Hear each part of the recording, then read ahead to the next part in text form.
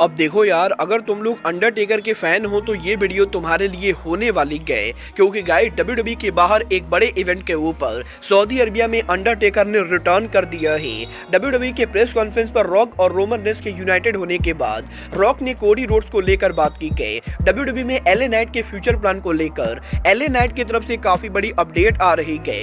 WWE में Seth Rollins और Becky Lynch के कॉन्ट्रैक्ट सिचुएशन को लेकर बेकी लिंच ने काफी बड़ा खुलासा कर दिया है। तो गाइस वहीं डब्ल्यूडब्ल्यूई के कल होने वाले स्मैकडाउन के ऊपर हमें यहाँ पर क्या कुछ चीजें देखने को मिलेंगी, इसको लेकर हम इस वीडियो पर बात करेंगे। तो गाइस चलिए बिना किसी देरी के शुरू करते हैं इस वीडियो को।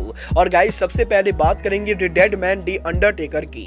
वेल गाइस ये बात तो हम सभी लोगों को मालूम है, अंडरटेकर यहाँ पर डब्ल्यूडब्ल्यूई के अंदर से रिटायर हो चुके हैं। बट गाइस आज यहाँ पर सऊदी अरबिया के अंदर अंडरटेकर एक बार फिर से उनके रेसलिंग गियर के अंदर देखे। वेल गाइस अगर आप लोग फुटबॉल को फॉलो करते हो तो आप लोग को मालूम होगा आज यहाँ पर रियाद सीजन ट्रॉफी के अंदर हमें यहाँ पर एल नसार वर्सेज अल हिलाल के बीच में मैच देखने को मिला था। और आज यहाँ पर क्रिस्टियानो रोनाल्डो की टीम का जो मैच हो रहा था उस मैच के शुरू होने से पहले दी अंडरटेकर यहाँ पर रियाद के अंदर अराइव होते गए। और अंडरटेकर आज यहाँ पर सऊदी अरबिया के अंदर फुटबॉल टीम के ट्रॉफी को लीज करते गए। और गाइस जैसा कि आप लोग यहाँ क्लियर देख सकते हो, यहाँ पर अंडरटेकर के द्वारा आज यहाँ पर रियाद के अंदर सऊदी अरबिया में ट्रॉफी को उठाया जाता है। और अंडरटेकर बेसिकली मैच के शुरू होने से पहले आज यहाँ पर सऊदी अरबिया के अंदर सऊदी अरबिया में फुटबॉल को ट्रिब्यूट देते गए। वेल देखना बहुत ही दिलचस्प होने वाला है कि सऊदी अरबिया में डब्ल्यूडब्ल्यूई के अगले इवेंट के ऊपर डब्ल्यूडब्ल्यूई अंडरटेकर को यूज करती है या नहीं। बट गाइस चलिए फिलहाल आगे बढ़ते और बात करते हैं डब्ल्यूडब्ल्यूई में एलए नाइट के फ्यूचर की। वेल बात करें अगर यहाँ पर एलए नाइट की तो गाइस ये बात तो हम सभी लोगों को मालूम है, डब्ल्यूडब्ल्यूई के क्राउन जुअल और रॉयल रंबल पर एलए नाइट के रोमन रेंस से हार जाने के बाद अब हाल फिलहाल में तो डब्ल्यूडब्ल्यूई के अंदर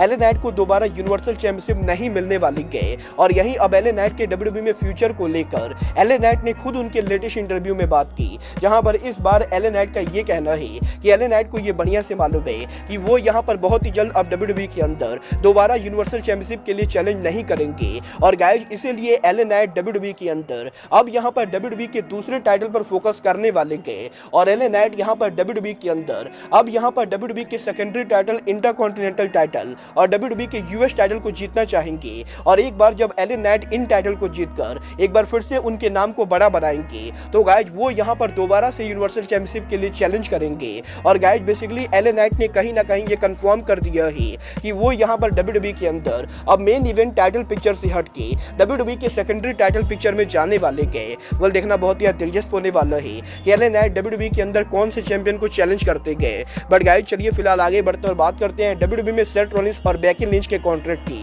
वेल गाइस ये बात तो मैं आपको ऑलरेडी काफी बार बता चुका हूं कि डब्ल्यूडब्ल्यूई के अंदर सेथ रॉलिंस और बेकी लिंच इन दोनों का कॉन्ट्रैक्ट इस साल ओवर होने वाला है। और गाइस यहीं अब इन दोनों के कॉन्ट्रैक्ट को लेकर आज यहां पर बेकी लिंच ने उनके लेटेस्ट इंटरव्यू में बात की, जहां पर बेसिकली बेकी लिंच का ये कहना है कि सेथ रॉलिंस और बेकी लिंच दोनों यहां पर इस समय डब्ल्यूडब्ल्यूई कंपनी से पूरी तरह से सेटिस्फाइड है। और गाइस जिस तरीके से कंपनी इन दोनों को यूज कर रही है, इन दोनों को कंपनी से कोई भी प्रॉब्लम नहीं है। और गाइस क्योंकि डब्ल्यूडब्ल्यूई को हाल फिलहाल में नेटफ्लिक्स के साथ $5 बिलियन की टीवी डील भी मिली है, तो गाइस इसलिए ये दोनों होप करते गए कि इन दोनों के कॉन्ट्रैक्ट के ओवर होने से पहले डब्ल्यूडब्ल्यूई इन दोनों को उतने पैसे ऑफर करेगी जितने पैसे ये डिजर्व करते गए। और अगर यहाँ पर डब्ल्यूडब्ल्यूई राइट अमाउंट अफोर्ड करती गए तो ये दोनों डेफिनेटली डब्ल्यूडब्ल्यूई के साथ री-साइन करने वाले गए। वेल गाइस मैं आपको 100% गारंटी दे सकता हूँ कि ये दोनों डब्ल्यूडब्ल्यूई के साथ री-साइन करेंगे। बट गाइस चलिए फिलहाल आगे बढ़ते और बात करते हैं डब्ल्यूडब्ल्यूई में रॉक के फ्यूचर की। वेल गाइस आज यहाँ पर डब्ल्यूडब्ल्यूई के रेसलमेनिया के प्रेस कॉन्फ्रेंस के ऊपर कोडी रोड्स के रोमन रेंस को चैलेंज करने के बाद अब ये तो बिल्कुल ही क्लियर हो चुका है कि रेसलमेनिया 40 के ऊपर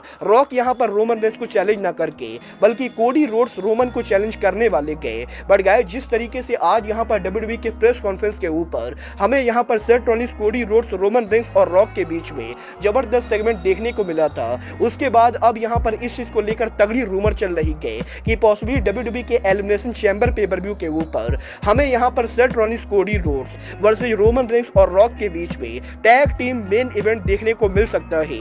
और गाइस हो सकता है एलिमिनेशन चैंबर वो पेपर-व्यू होगा जहां हमें यहां पर रॉक रोमन के साथ टीम अप करते हुए दिखाई देंगे। बट गाइस यहां पर काफी सारे लोगों का ये भी बिलीव करना है कि पॉसिबली डब्ल्यूडब्ल्यूई के एलिमिनेशन चैंबर की जगह रेसलमेनिया नाइट 1 के ऊपर हमें यहां पर रॉक रोमन वर्सेस कोडी रॉलिंस के बीच में टैग टीम देखने को मिलेगा। और गाइस इसके बाद रेसलमेनिया नाइट 2 के ऊपर रोमन रेंस और कोडी के बीच में यूनिवर्सल यूनिवर्सल चैंपियनशिप होगा। वेल गाइज एक बात तो बिल्कुल ही क्लियर है कि डेफिनेटली WWE के अंदर कंपनी यहां पर rock, Roman Reigns versus Rollins और कोडी के बीच में टैग टीम मैच कराने वाली है। बट गाइज यहां पर ये मैच कहां होगा अभी यहां पर इसको लेकर बिल्कुल भी क्लैरिटी नहीं गए। वेल गाइज अभी तो आने वाला टाइम बताएगा कि WWE के अंदर Roman Reigns, rock versus Cody Rhodes और सेथ रॉलिंस के बीच में ये टैग मैच कवर कहां होता है। बट गाइज चलिए फिलहाल आगे बढ़ते हैं और बात करते हैं WWE के कल होने वाले स्मैकडाउन की।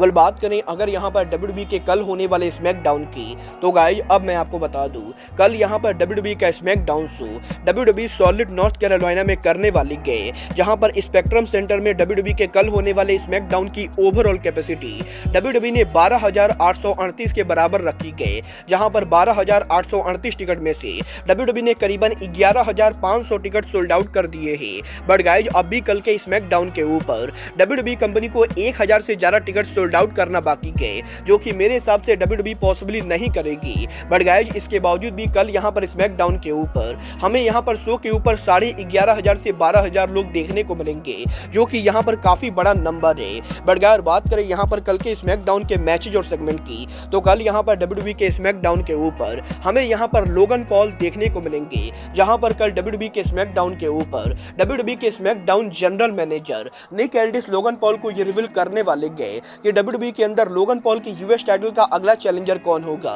बट गाइज इसके बाद कल WWE के स्मैकडाउन के ऊपर हमें यहां पर DIY एक्शन में देखने को मिलेगी, जहां पर जॉनी गार्गानो और तमासु चंपा ये दोनों पीट डन और टाइलर बेट को फेस करने वाले गए, और यहां पर इस टैग मैच को जो भी जीतेगा वो यहां पर WWE के टैग टीम चैंपियनशिप का नंबर 1 कंटेंडर बनेगा। बट गाइज इसके बाद फाइनली कल स्मैकडाउन के ऊपर the American nightmare Cody Rhodes appear होने वाले गए, और गाइज WWE के प्रेस कॉन्फ्रेंस के ऊपर रोमन रेंस को चैलेंज करने के बाद कल यहां पर कोडी रोड्स फैंस को एड्रेस करेंगे। वेल देखना बहुत ही दिलचस्प होने वाला है कि आज यहां पर WWE के प्रेस कॉन्फ्रेंस पर जो कुछ भी हुआ है उसके बाद कल यहां पर स्मैकडाउन के ऊपर रोमन रेंस और रॉक अपीयर होते हैं या नहीं, और अगर यहां पर ये दोनों अपीयर होते गए तो कल यहां पर स्मैकडाउन के ऊपर ये दोनों शो के ऊपर क्या करते गए। वेल गाइज एक बात तो पूरी तरह से क्लियर है, कल यहां पर WWE का स्मैकडाउन मस्ट वॉच होने वाला है और आप लोग कल के स्मैकडाउन को जरूर देखना। बट गाइज फिलहाल के लिए आज के इस वीडियो में बस इतना ही। मैं मिलता हूं आपसे अपने अगले वीडियो में। बट गाइज तब तक के लिए good bye, good night and bang.